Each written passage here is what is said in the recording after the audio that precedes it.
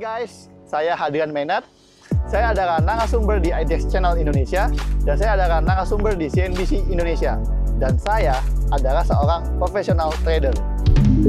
Mau tahu?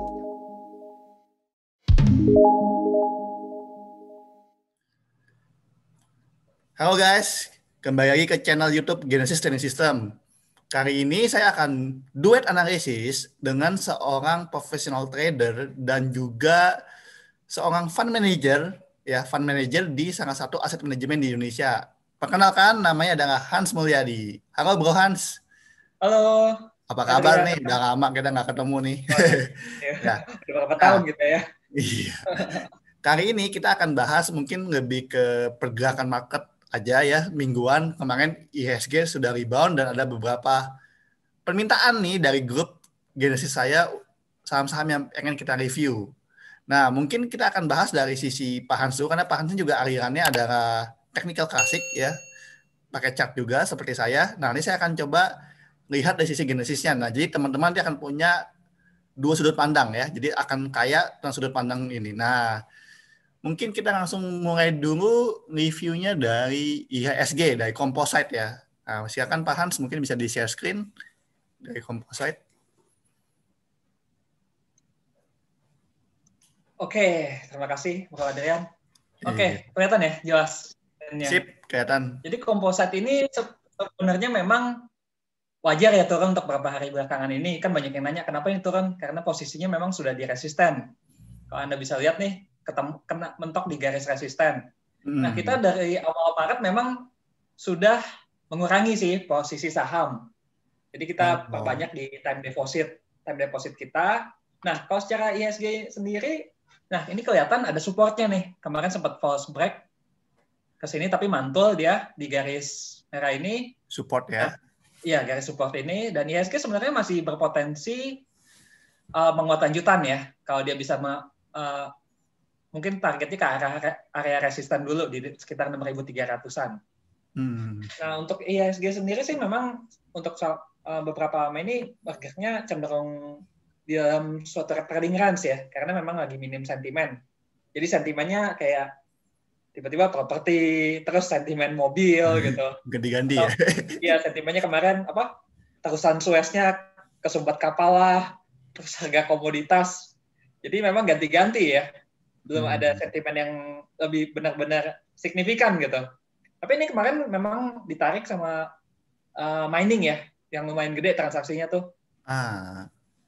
Mining. Nah, mining kan ada banyak nih, ada coal, ada nickel. Kayaknya yang naik kemarin banyak saham nickel nih, Antam dan Inco. Nah, mungkin ini composite kalau pakai garis ya paham sih enak banget yang lihat ya, mantul di supportnya bagus ya. Ya. Oke, mungkin dari sini kita coba lihat saham nikel kali Pak Hans. Mungkin Pak Hans bisa lihat ini ya, harga komoditi nikelnya ya. Ini pakai apa? Investing ya? Investing. Iya. Bentar ya. Oke. Kalau di investing ya harga nikelnya memang di bawah ya, dia sekitar 16.000. Kemarin sempat menguat. Nah, ini memang berpotensi buat rebound untuk harga nikel. Cuma ya reboundnya saya rasa nggak bakalan terlalu tinggi gitu. Karena kalau untuk terlalu tinggi juga kemarin kan udah banyak yang ribut kan. Karena harga nikel ini kan bakal dipakai untuk electronic vehicle. Kalau harganya terlalu tinggi dan supply-nya jarang juga memang bakalan jadi masalah. Karena kita kan sedang masa transisi nih, pergantian dari energi yang fosil ke yang lebih ramah lingkungan lah ya. Jadi kalau nikelnya harga terlalu tinggi, supply-nya terbatas, jadinya produsen agak ragu gitu untuk pakai nikel. Tapi ini masih berpeluang untuk rebound sih untuk harga nikel ke depannya. I see. Gitu. Apalagi kemarin Erick Thohir ya untuk pembentukan yang holding nikel ya, baterai ya. Baterai ya. Kembali ramai lagi kan berita-beritanya kan. Kembali ramai lagi benar. Kalau untuk chartnya sendiri ini lumayan bagus sih untuk Antam segala ya. Volumenya lumayan gede ya lagi kemarin. Oh iya, volume 1 triliun lebih ya. Iya, Yang 1,5 signifikan. triliun sehari. 1,5 Iya, triliun, teman-teman. Bayangin. ini ini untuk 2 minggu terakhir kayak dia salah satu yang lumayan gede ya transaksinya ya, signifikan ya. Hmm. Cuma dia Antam ini ada beberapa resisten nih di 2450. Nah, Hmm. dia harus break dulu. Mungkin kalau dia bisa break 2450 ya dia ada resisten di sekitar 2600-an ya. Oke. Targetnya. 2450 lalu ke 2650. Tapi ini kemarin sih lumayan kuat ya volumenya, confirm volumenya bagus. Dari RSI-nya juga bagus ya, kita harapin dia bisa nembus resistennya juga. Kemarin sepakat sih Antam, Inco juga ya. Inco sama Tins ya temennya lagi ya. Ya, Inco sama Tins. Inco juga ini posisinya mirip-mirip sih chartnya memang. Nah, itu resistennya berapa? 4820 ya yang punya Pak Hans ya. 4820 ya. Resistennya, I see. Di area sekian lah. Nah, dia kalau break di sini ya baru dia bisa lanjutin mungkin ke area 5 ribuan ya. Oke. Dia pada banyak gap juga ya, pas gap down itu ya. Nah, Nikelnya juga turunnya juga kemarin Drastis signifikan ya. banget sih. Banyak Iya, banget ya. iya. Berapa puluh persen gitu. Jadi Antam Inco kesimpulannya teman-teman volumenya confirm. Jadi kita lihat potensi penguatannya ada ya. Dari harga komoditi pun ada potensi penguatan nih. Penguatan ya. Tapi tetap Iya. kalau untuk Antam atau Inco itu memang harus melihat harga komoditasnya juga ya. Jadi kalau komoditasnya menguat ya itu bagus buat mereka lah intinya. I see. Oke, nah aku coba share dari sisi Genesis chart ya. Coba kita ganti share screen ya sebentar ya. Oke, saya coba share AMI Broker saya. Munculkah Pak Hans? Iya, muncul. Oke, nah composite tadi saya lihat lebih enak lihat punya Pak Hans ya. Garisannya pas banget supportnya ya. Kalau dari Genesis bacanya dia sempat kemarin jebol bottom box, tapi kemarin tutupannya kembali ke dalam box. Jadi di 6195 nih tutupannya. Padahal kan bottom box-nya 6168. Jadi sebenarnya good news ya. Ini sebenarnya secara tren kalau kita lihat adalah sideways ya di sini. Kalau kita gambar kurang lebih ini adalah sideways. Ya. Nah, ini kan area sideways nih, kotak ungu ini nih. Nah, sebenarnya dia kemarin sempat keluar bottom box, tapi kembali ke dalam box lagi. Nanti resisten terdekatnya adalah sekitar di 6250 nih, di garis tengah-tengah nih. Karena sideways, garisnya otomatis bentuknya flat. Ya. Nah, sebenarnya good news, volume ya nggak terlalu gede hari Jumat, tapi moga-moga sih saham-saham miningnya kembali kuat. Nah, sama seperti Pak Hans, di sisi Antam, kita sempat muncul signal juga volume 1,5 T, volume rasio 1,8 kali. Jadi kemarin emang Antam ini luar biasa ya. Nah, ini di kita resistennya sebenarnya di 2400 karena garis jangka menengah.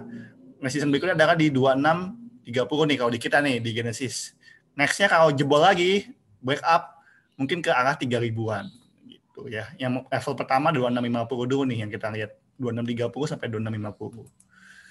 Ini kalau Antam sebenarnya kemarin di grup sempat lumayan rame, tapi saya sempat rekomendasi Inco. Kalau Inco nih kita lihat nih.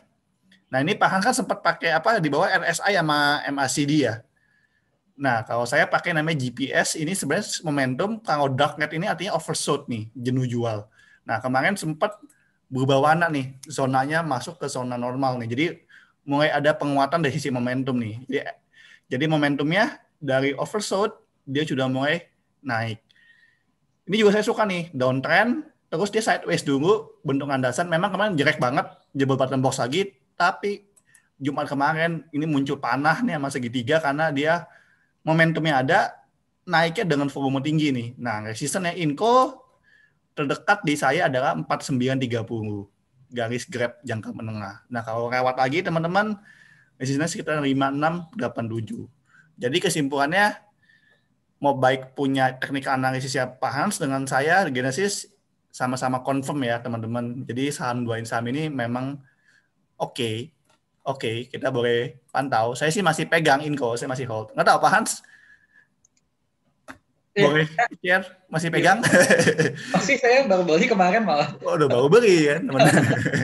Disclaimer ya, disclaimer on ya. Disclaimer ya, kita bukan Disclaimer ya. rekomendasi. Kita bukan mengajak beli, kita cuma sharing kita punya analisis. Nah, mungkin next saham yang menarik juga adalah Telkom nih, nih di grup saya ada yang gimana nih Telkom nih gitu ya. Nah, saya mungkin dari saya dulu nih kan udah lanjut kebuka, nanti baru kita share ke punya Pak Hans ya. Telkom. Nah, sebenarnya kemarin dia breakout top box Genesis ya dengan volume 1,05 kali ya, not bad lah ya. Cuman Telkom ini sideways-nya itu di saya bilangnya bukan sideways yang enak. Kenapa sideways-nya adalah sideways gelombang. Jadi sideways dia ini modelnya itu ini teman-teman cukup gede. Jadi sebenarnya dari 3570 ini sideways-nya sama bawahnya itu 3280. Jadi ada range yang lumayan lebar nih. Jadi even dia breakout top box ini sebenarnya dia akan menguji top box sebelumnya di 3570 nih. Ya ada bagus ya karena kemarin 3480 ini satu kali gagal, dua kali gagal. Nah, ini yang ketiga kemarin closingnya 3490. Peluang lanjut iya, tapi sudah 3 hari hijau. Telkom sukanya false break balik lagi karena dia sideways-nya bukan sideways yang menyempit, sideways-nya sideways yang ada range. Jadi kalau menurut saya peluangnya uji resisten cuma 3570, agak pendek, udah 3 hari hijau. Kalau dia lewat itu baru kemungkinan besar mungkin bisa lebih jauh ke 3640 gitu ya. Jadi terdekat 3570 dulu, baru 3640 top box sebelumnya. Nah itu Telkom kalau dari sisi saya, kalau nggak punya barang, saya nggak terlalu suka karena menurut saya udah 3 hari hijau, udah dekat-dekat resisten, sedangkan supportnya di 3280 lumayan juga ya, di atas 5% gitu ya ke bawahnya. Coba kita lihat dari sisi Pak Hans. Coba Pak Hans silakan. Telkom bagaimana pendapatnya?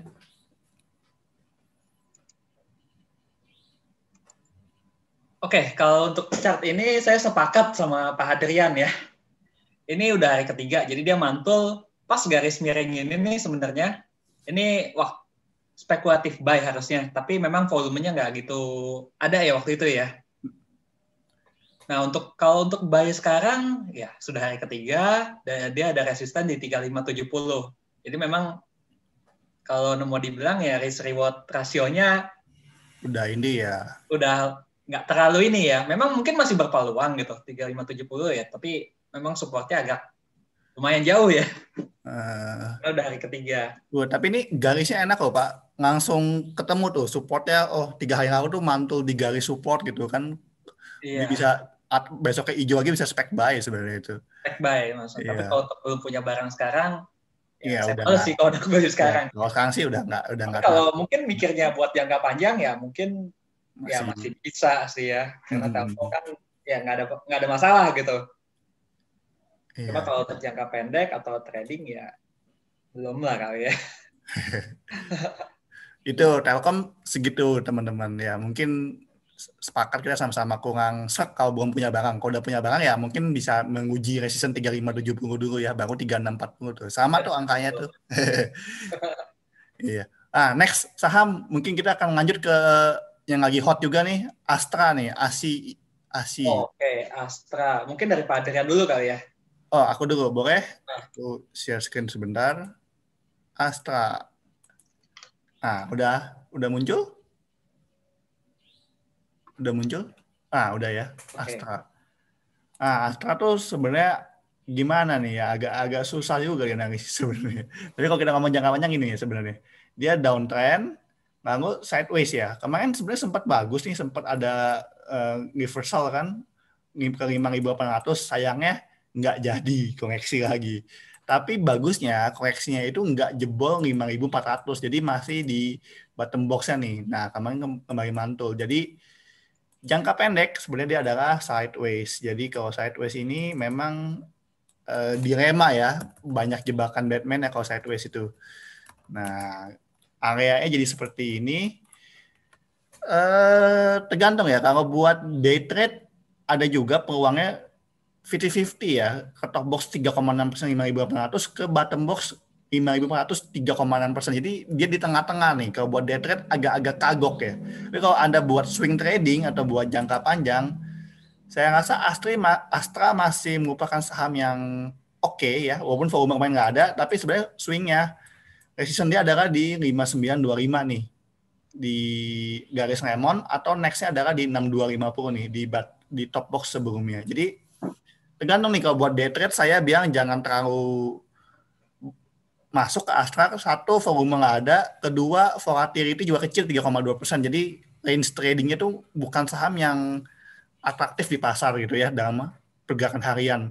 Tapi kalau untuk swing masih ada potensi menguji 5.800, kemudian menguji 5.925, karena sebenarnya sentimen PPN BMM pun katanya akan diperluas ke mobil-mobil yang cc-nya lebih gede. Tapi kita nggak tahu kan, itu kan ada banyak syarat ya, kayak local purchase atau segala macamnya. So far sih sentimen yang PPN BMM pertama sih kayaknya nggak terlalu membantu kenaikan dia ya. Jadi naiknya cuma dikit juga nih ke 5.800 terus kendor lagi gitu. Itu dari saya, day trade jangan, kalau mau swing ya silakan beri bertahap, targetnya ke 5.800, kemudian 5.925, baru 6.250. Nah, kalau dari Pak Hans ada ini, lihatnya bagaimana saham Astra ini?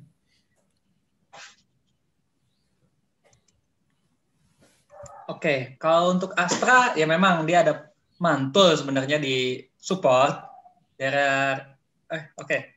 Benar, share screen. Nah, kita ganti screen-nya ke Pak Hans dulu nih. Nah, udah Ya, kelihatan. support di sini, tapi memang kemarin volumenya kecil sekali. Iya, Jadi, iya. dia cuma dibulak-balik di harga range-nya sekitar 58 sampai 54 ya. Gue dari Betul. kemarin sebenarnya saya ngantri deh di 54 tapi gak dikasih-kasih. Oh gitu. Emang sengaja gak dikasih turun atau gimana saya nggak tahu deh. Tapi kalau mungkin bisa dapat di harga 54 sekian, menarik ya. 54 ya. Harga 54-an support lah. ya, harga support ya. Dia ada resist di 58, ya kalau buat spekulasi, ya volumenya nggak gede sih. Enakan awal support berarti ya? Iya, kalau enggak ya spekulasi ya memang ya. Masuknya dikit aja ya. Oke. Untuk sentimen pajak, katanya sih udah ya. Untuk yang 2.500 cc, 1.500 sampai 2.500 cc. Tapi biasanya kalau penurunan gitu, biasanya baru terefleksikan mungkin buat kuartal depan ya. Oh, ya maksudnya bukan instan gitu ya? Dia akan Instan, lebih iya, kan iya. sentimen kali ya. Butuh proses. Maret sama April ya. Mungkin buat satu kuartal atau dua kuartal ke depan baru kelihatan gitu. Ya, apakah salesnya akan meningkat atau segala macamnya kan sebenarnya. Ya, katanya sih kemarin SPK-nya sudah meningkat gitu. Tapi ya memang kan meningkat tapi dari low base kan. Iya, iya, iya. Karena untuk saat ini kayaknya untuk penjualan mobil sih kalau untuk realnya bukan prioritas ya.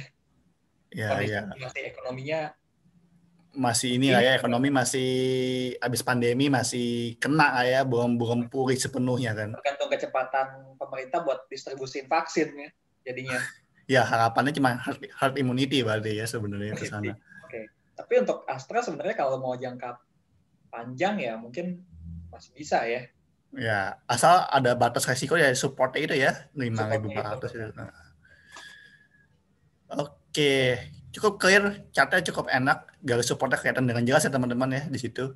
Nah, mungkin kita akan beralih ke saham properti nih. Pilihan teman-teman adalah BSDE, Pak. Wah, oke, kita coba BSDE. Oke.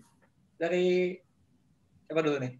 Oh, dari Pak Hans saja sekalian, udah mumpung kebuka. Oke. Gua buka dulu ya, SDE. Oke. Nah, BSDE ya. gimana tuh? Udah berapa hari merah, kemarin hijau. Hijau, tapi bentuknya nggak enak ya. Bentuknya susah dilihat. Susah. Kalau untuk ini, oke, dia mantul sih sebenarnya di support pakai gini ya. Iya. Tapi sentimennya masih gimana ya? Plus minus ya. DP 0% properti kan juga ada sebenarnya, tapi enggak. DP 0%, tapi kan DP 0% cicilannya jadi mahal ya, Pak? Oh iya, sama aja kan cicilannya. Cuma mungkin bonusnya di PPN ya, katanya. Oh iya, PPM untuk yang rumah yang di bawah sekian M gitu ya. Iya. Untuk sekarang memang sweet spot-nya rumah di bawah 2M sih. Apalagi untuk kalangan milenials kan memang carinya yang perumahan-perumahan murah ya. Ya, range segitu ya. Dan segitu yang di luar-luar kota lah gitu biasanya. Untuk BSD properti sebenarnya masih lebih ke spekulatif ya, aku bilang ya. Spekulasi ya. Mm-mm. Sebenarnya karena udah 1, 2, 3, 7 hari merah ya, terus Ya, ada pantulan, jadi sebenarnya pas mantul disupport juga gitu, jadi kayaknya atau spekulasi sport. beli, ada spekulasi beli ya. Iya, masih bisa lah ini katanya Hmm, untuk beli. Tapi untuk jangka panjang saya rasa belum ya. belum ya. Kalau untuk jangka panjang. Ya BSDE kurang enak ya, mungkin properti yang lain lebih enak ya. Apa ya? Nggak apa-apa, ini dari request. Ini Oh, CTRA gitu. CTRA gimana? CTRA lebih enak catnya. Kalau untuk ini. Ya naik koreksi dan mulai ini ya, mulai ada Mulai menguat dan penguatannya lumayan kelihatan lah ya, tebel ininya. Volume lumayan ya, 0,97 kali. Ya, mantul support dan mulai lumayan. Menarik. Mungkin teman-teman beli dibanding BSDE, kita lebih pilih CTRA. Dia juga resistennya ada di 1240 ya. 1240. Dan support di bawah inilah, di bawah low-nya di 1000 1060. 1055, 1045 kah? 145. Iya. Dan segitu. Biasa kita memang dikasih spare 2 atau 3 tick di bawah karena kalau suka false break kan. Iya, kalau cuma nyongek doang kan sedih kan. Cut loss kan. Hmm. Ini masih oke sih kalau untuk CTRA. Better sih untuk secara chart ya dibanding BSDE ya. Iya. Oke. Aku coba kasih lihat yang sisi Genesis ya. Oke. Bentar. BSDE dulu nih. Sudah muncul belum ya? Teng. Sudah muncul belum ya chartnya? Belum ya? Sudah. Oh, udah ya? Oke. Nah, BSDE ini, kalau saya lihatnya di Genesis, malah BSDE ini memang kurang enak ya. Kan sideways-nya bergelombang nih. Ya memang ada mantul di support ini nih, kemarin nih ya. Lalu kembali ke atas box, tapi ada resisten ya. Gimana ya, kalau sideways gelombang itu dalam Genesis kalau kita belajar adalah salah satu prioritas paling belakang gitu. Jadi lebih enak cari yang trennya lebih clear gitu, uptrend atau downtrend gitu. Sideways pun lebih enak yang menyempit atau sideways uptrend. Kalau sideways yang gini-gini memang paling better kalau mau koreksi adalah buy on support gitu. Nah, kalau saya tadi sudah lihat chartnya Pak Hans sebenarnya lumayan. Dia ada mantul di garis support di sini. Kembali ke atas box ini Anda bisa spec buy gitu ya. Cuman memang ya tadi kita bilang prioritas paling belakang. Memang nggak ada yang lebih menarik ya. Kita tadi lihat CTRA secara chart lebih menarik teman-teman, kan dia uptrend nih, uptrend koreksi ke garis lemon, mantul lagi. Nah kemarin memang ketahan di garis grab. Andai kata besok melewati garis 1165, sebenarnya ada peluang Anda bisa trading buy di situ. Karena volume lebih atraktif, likuiditas juga oke. Target berikutnya adalah 1240 gitu. Jadi kalau saya sama kayak Pak Hans, udah sepakat dibanding BSDE bisa buy on support, bisa spec buy, tapi dibandingkan temennya CTRA kita lebih pilih CTRA gitu. Maaf ya teman-teman yang punya BSDE, kita bukan gimana tapi secara cat aja kita lihat ya. Gitu. Nah, next nih ada 2 saham lagi. Berikutnya adalah Indofood, ICBP nih. Saham yang consumer ya, sebenarnya ada Unilever juga, tapi kita akan sesuai permintaan adalah bahas si Indofood. Indofood ini kita lihat ya. Sebentar, saya zoom out. Nah, kasihan ya dari 10.000 dia turun sampai ke 8.300. Nah, di sinilah ketika udah oversold, false oversold lagi di sini ya sudah mulai ada perlawanan. Nah, kapan mulai bisa beli? Mungkin ketika nih karena garis grabnya agak kuat nih, kemarin gagal di sini, gagal lagi. Ketika lewat garis grab pertama atau di sini ketika ada volume 1,5 kali dengan perubahan zona dari merah ke hijau, nah inilah peluang buy yang pertama di kita nih. Nah kemarin sempat gap tuh langsung ke 9.000 hari apa ini ya, 23 Maret. Nah itu sempat gap, tapi koreksi lagi, tapi koreksinya bagus, cuman ke bawah garis merah ini, garis cherry, tren jangka pendek, lalu kemarin hijau lagi. Jadi sebenarnya menurutku Indofood ini sudah transisi dari downtrend sudah reversal Jadi teman-teman yang mau koleksi Indofood bisa. Tapi Indofood ini catatannya adalah volatility cuma 2,3%. Jadi bukan untuk day trading. Ini emang untuk swing atau jangka menengah jangka panjang deh mainnya. Karena 2,3% trading range-nya per harinya jadi sangat kecil. Tidak untuk day trading, benar untuk swing. Potensi jangka menengah jangka panjang kita langsung lihat targetnya nggak usah yang dekat-dekat. Ini aja 9.600 bisa, 9.900, jadi antara itu top box sebelumnya. Lalu kalau lewat lagi baru mungkin ke area 10 ribuan. Jadi kurang lebih buat yang jangka menengah jangka panjang, target berikutnya adalah di area 9.600 sampai 9.900. Jadi di situ. Ya, ini bagus kok yang udah punya boleh hold. Saya bilang kenapa? Yang sudah punya dari sini koreksi, dia sudah transisi dari downtrend menuju uptrend jangka pendek. Jadi sudah ada reversalnya gitu, sudah mulai naik. Jadi teman-teman bukan untuk day trade, Indofood untuk jangka menengah atau jangka panjang targetnya 9.600 sampai 9.900. Nah, itu dari sisi Genesis. Mungkin dari sisi Pak Hans ada pendapat tentang Indofood? Oke. Nah, saya senang nih kalau lihat garisnya Pak Hans. Tiba-tiba ada supportnya gitu. Atau tiba-tiba ada resistennya gitu.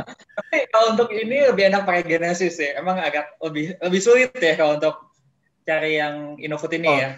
Tapi kan dia udah break itu kan dari downtrend channel ya kan. Benar, break downtrend channel, dia nggak bikin lower low.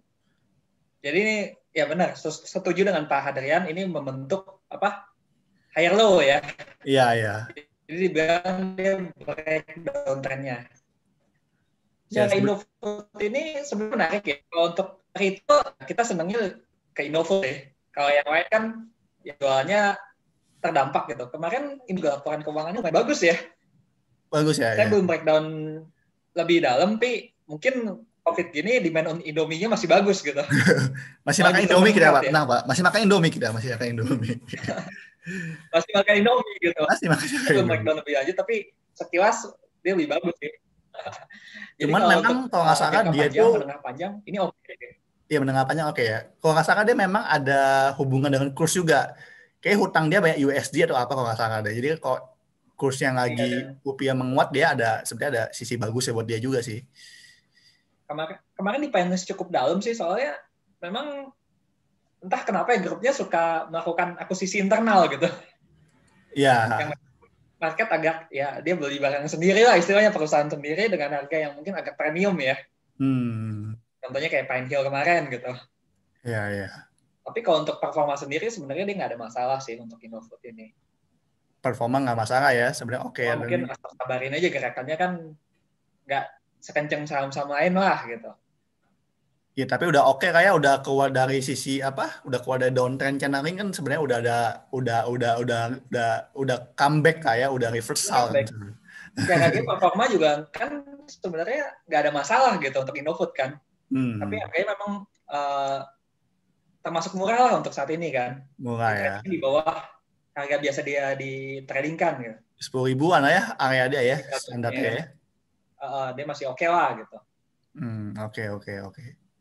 Nah, ini tipsnya nih teman-teman nih. Kalau analis kita saham itu jangan lihat chart 1-2 hari doang. Lihatnya jangka panjangnya itu trennya dilihat tuh. Nah, itu baru kita bisa melihat gambaran secara utuh. Gitu. Oke, mungkin langsung ke saham terakhir teman-teman. Yaitu adalah saham yang favorit sejuta umat, Bank BRI. Gimana nih? Mau bagi dividen loh, 65% dari laba bersih akan dibagikan dividen ke pemegang saham. Saya nggak tahu ya, belum cek tanggal berapa. Harusnya sih kalau udah diumumkan gitu sih harusnya cepet ya, mungkin dalam bulan-bulan deket ya. Oke. Nah, gimana nih? Kalau untuk BUMN sih rasanya bakalan lumayan gede-gede nih dividennya. Jadi memang sentimennya sentimen dividen ya. Kenapa Pak Hans gede-gede? Apa karena pajaknya ada free, tapi kan pajak free kan ada syarat-syaratnya juga tuh. Kalau saya ngelihatnya, opini saya sih. Opini saya. Ya, dari ini kan BUMN kan ini salah satu buat income buat pemerintah juga ya. Tapi APBN kita kan lumayan tertekan selama COVID gini. Jadi ya salah satunya dari dividen-dividen barang-barang BUMN sih. I see, I see. Nah, kalau untuk chart sendiri kemarin reversal ya, lumayan oke sih. Cuma dia ada resisten deket di 4770. Betul betul. 4770, lalu di miring di sekitar 4850 ya. 4850 sampai 4880 nih ada resisten. Ini targetnya kalau dia bisa break di Cakep ya. 4770.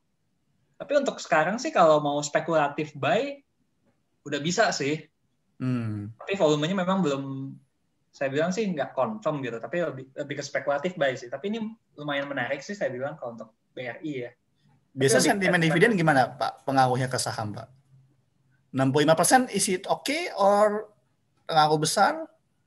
Saya belum sempat ngitung sih, 65% ini kalau di rupiahin itu berapa ya? Saya belum hitung ininya. Saya ingatnya kalau nggak salah, saya tahun lalu dapat dividen tuh karena BRI bagi 50% dari laba bersih. Tahun lalu ya, 2020. Kalau nggak salah ya, 50%. Tahun ini lebih gede lagi, 65%. Padahal labanya kan lagi drop ya harusnya. Saya belum cek juga sih secara angka pasti ya. Kalau nggak salah sih drop. Saya bank lumayan dropnya. Ya karena labanya drop, Gedein ya? gedein. Jadi value-nya naik gitu kan. Ya, tapi kan dari sisi perusahaannya kan jadi nggak punya, tapi dia biasanya udah dihitung sih, Pak. Kita udah hitung CAR segala macamnya sesuai ketentuan semua sih aman sih sebenarnya. Bank-bank yang nggak relatif too big to fail ya saat ini ya sebenarnya. To fail benar. Cuma kalau untuk sentimen dividen gini ya, memang enakan masuk duluan sih. Jadi menjelang dividennya baru exit ya. Exit aja deh.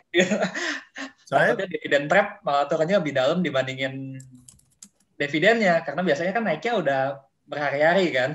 Contohnya apa yang dekat adalah Bank Mandiri ya. Kita lihat tuh Bank Mandiri 23 Maret dia cum-det dividen, nganggu terjadilah yang namanya dividen trap. Dia gap down sebesar dividen 200 perak. Oke. Itu yang pada bank gede tapi dividen ya. Tapi ya jarang disupport, jadi boleh buyback ya. Nah, dihitung juga tuh dividen kan kena pajak tuh. Iya 10% lah, nggak tahu kalau sedikit. Mandiri ini lagi disupport nih. Jadi ada watchlist nih buat minggu depan. Bagus Mandiri. Nih. Ada gap lagi kan? Tanggal berapa dividennya? Kenapa? Tanggal berapa dividennya? 23 Maret di cum-det ya kalau nggak salah. 23 apa 24? 23 Mei, April. Maret.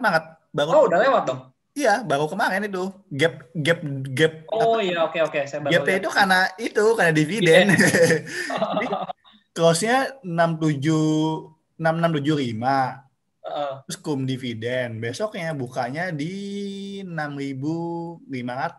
Ya, selisih 175 perak. Ya, 200 perak kurang 10% ya 175, 180 kan. Jadi ya turunnya sebesar dividen Mandiri itu. Dividen, benar. Ya itu ya tipikal saham kita begitu ya. Kalau dividen bukan itu malah turun sebesar dividen. Impas dong jatuhnya buat kita ya. Oh, banyak yang turunnya lebih besar dari dividen. Iya, dulu PBA tuh pernah dividen itu gede banget, turunnya sadis banget ya itu. Jauh lebih parah kan. Makanya saya nggak prefer kalau udah dekat-dekat dividen masih pegang gitu. Maka ketika baru dividen pegang, nanti dekat-dekat cum exit ya Pak. Iya, baru pengumuman kita pegang. I see. Oke, coba aku share yang terakhir dari sisi Genesis. Bank BRI dulu, nah, udah kelihatan ya. Nah, Bank BRI ini posisinya sideways kemarin. Cuman kenapa saya sempat call di grup juga, itu sebenarnya simple teman-teman. BRI ini kalau udah merahnya kebanyakan, biasanya jadi ada hijaunya, itu aja. Saya cuma pengamatan seperti itu aja sih.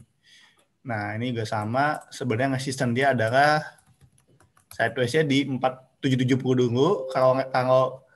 Kalau dia break, baru ke level sekitar 4870 sampai 4880 ya, resisten previous stop box-nya. Sideways, jadi tradingnya bukan trading buy yang confirm ya, sebenarnya spekulasi buy juga. Jadi cuma ngejar satu sentimen dividen itu. Kedua, karena sudah berhari-hari merah dan saham blue chip ini biasanya kembali menguat setelah beberapa hari merah. Ya, seperti itu aja. Spek buy, lalu levelnya 4770 dan 480. Oh, ini saham yang buat saya bisa investasi, bisa ternak. Trading harian cuma dapat 1-2% doang karena volatility itu juga 2,6%. Jadi bukan yang enak. Mungkin bank-bank yang anak-anaknya kayak Agro atau BRIS mungkin yang lebih populer untuk trading ya Pak. Kalau BRI ini kayaknya bukan model untuk trading harian deh gitu. Kalau mau ini bank digital ya. Bank digital ya, tapi bank mini udah pada keok semua kan Iya, rata-rata. ada kayak semua karena banyak kan sentimennya digoreng sih ya. Iya, Harganya sentimennya bukan ya barang-barang sih Pak, kompakan jadi nggak kompakan.